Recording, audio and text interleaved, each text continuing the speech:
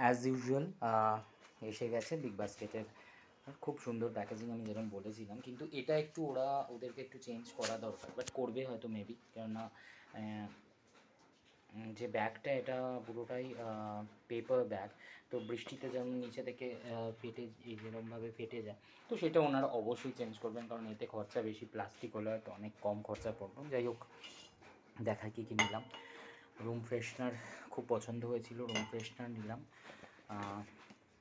আমার খুব পছন্দের রুম ফ্রেশনার, যদিও আমার ঘরে আছে তাও মনে হলো নিই।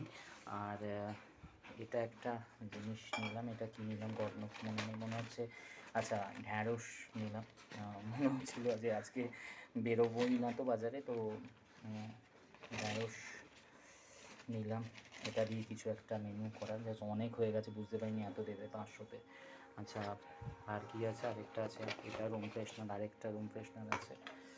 আর এর মধ্যে আছে আলু, আলুটা দেখা যাচ্ছে না মনে হয়।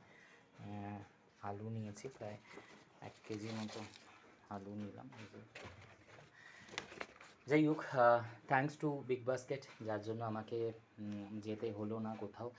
প্রায় অসম্ভবই ছিল যাওয়াটা, আমার পক্ষে তো সম্ভব নয়, আর যে সময় দরকারগুলো পড়ে সেই সময় একদমই অসম্ভব। তো চলো, আর ডেলিভারি পার্সনকেও একটা থ্যাঙ্কস দিলাম, কারণ ওনাদেরকে থ্যাঙ্কস দেওয়াটা খুব দরকার।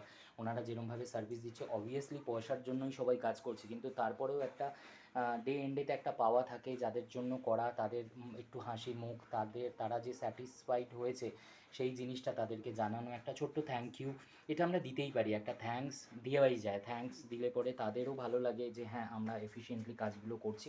পয়সাটা বড় কথা নয়, আমার মনে হয় মানুষের এই স্যাটিসফ্যাকশান, এই হাসি, এগুলো অনেকটা ম্যাটার করে। যাই হোক, চলো দেখা হবে পরের ব্লগে।